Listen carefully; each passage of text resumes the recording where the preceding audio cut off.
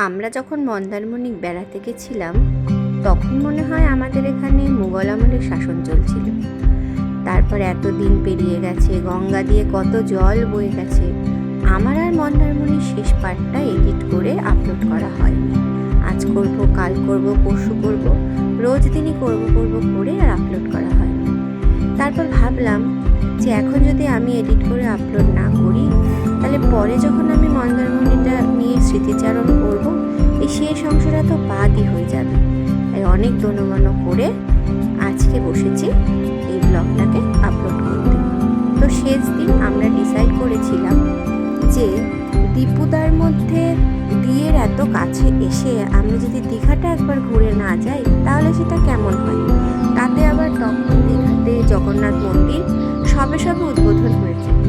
তো থার্ড ডেতে আমরা বিকেল বেলাতে সমুদ্রের পাড়ে আমাদের হোটেলের সামনের রাস্তা থেকে আমরা একটা অটো বেগে চলে গেছিলাম। ফাঁকা অটোকে রিজার্ভ করে আমরা দীঘাতে জগন্নাথ মন্দির দেখে কিছুক্ষণ ওখানে সমুদ্রের পাড়ে বসে তারপরে আবার মন্দারমণি ফিরে এসেছিলাম।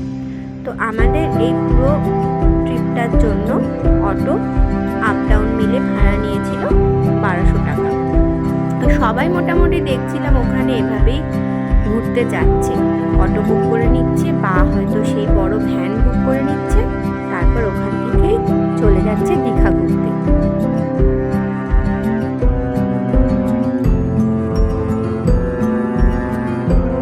এই রাস্তাটা ছিল অপূর্ব সুন্দর, যেমন দুদিকের ভিউ তেমনি রাস্তা ছিল ভালো।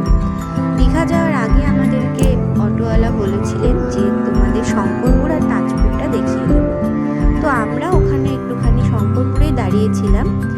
কিছুক্ষণ দাঁড়ানোর পরে আমরা পৌঁছে গেলাম দীঘা। জগন্নাথ মন্দির, পুরীর জগন্নাথ মন্দিরের আদলে জগন্নাথ মন্দির তৈরিটা তো আমরা সবাই জানি, কিন্তু যাই হোক এই জগন্নাথ মন্দির দেখতে এই জগন্নাথ মন্দিরের মতোই সুন্দর। মানে দীঘার জগন্নাথ মন্দির দীঘার জগন্নাথের মন্দিরের মতোই সুন্দর, পুরীরটা পুরীর মতো। কারোর সঙ্গে কারোর আমি তুলনায় যাচ্ছি না। অনেকটা জায়গা জুড়ে অনেক দিনের পরিশ্রমে এটা বানানো, দেখতে বেশ ভালোই ছিল। মন্দির দর্শন হয়ে যাওয়ার পর আমরা সবাই মিলে ডিসাইড করলাম দীঘা এলাম আর দীঘার সমুদ্রের পাড় ঘুরে যাবো না, তা কি হয়? তাই আমরা সবাই মিলে সমুদ্রের পাড়ে ঘুরতে চলে গেছিলাম। ডোডায়ের তখনকার ফেভারিট ছিল এই গাড়ি, যখনই দেখছিল চড়ার জন্য মোটামুটি পাগল হয়ে যাচ্ছিল। তো ওকে একটু এই গাড়ি চড়িয়ে নিয়েছিলাম আর তারপর কিছুক্ষণ সমুদ্রের পাড়ে বসে সবাই মিলে আড্ডা দিয়ে একটু চা খেয়ে কিছু খাবার দাবার খেয়ে আমরা আবার ফিরে এসেছিলাম।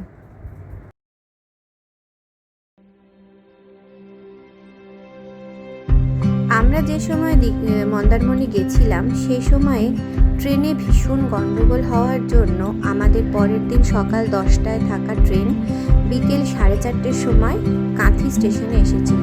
তো হোটেলে আমাদের এই সুবিধাটা দিয়েছিল, আমরা ওখানে আমাদের টাইমটা এক্সটেন্ড করেছিলাম। তো আমাদের সবার চেহারা দেখলেই বোঝা যাবে কতটা বিধ্বস্ত আমরা।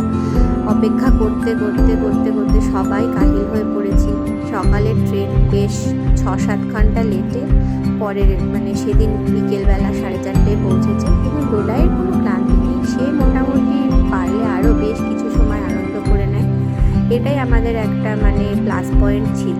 ও তো বাচ্চা, ও অসুস্থ হয়ে পড়লে বা ওর শরীর খারাপ লাগলে সেটা নিয়ে বেশি চিন্তা হতো, কিন্তু আমাকে দেখে মনে হচ্ছে আমি পুরো ঝড়ে উড়ে গেছিলাম, তারপর আবার মাটিতে নেমে এসেছি। ভয়ঙ্কর টায়ার্ড হয়ে গেছিলাম আমরা সবাই। সময় অপেক্ষা করার শেষ ফাইনালি আমাদের ট্রেন এসে পৌঁছালো। ট্রেনে উঠেও কিন্তু কোনো স্বস্তি ছিল না, সে ঢিকির করে চলছিল, এখানে দাঁড়াচ্ছিল ওখানে দাঁড়াচ্ছিল। মোট কথা লাইনে তখন কাজ হচ্ছিল বা কোনো হয়তো সমস্যা তৈরি হয়েছিল, যার জন্য ট্রেন ভীষণভাবে লেট ছিল। আমরা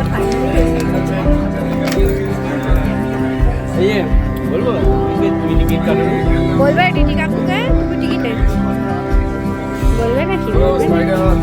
বলবে ও দেখো এরকম করছে, দেখো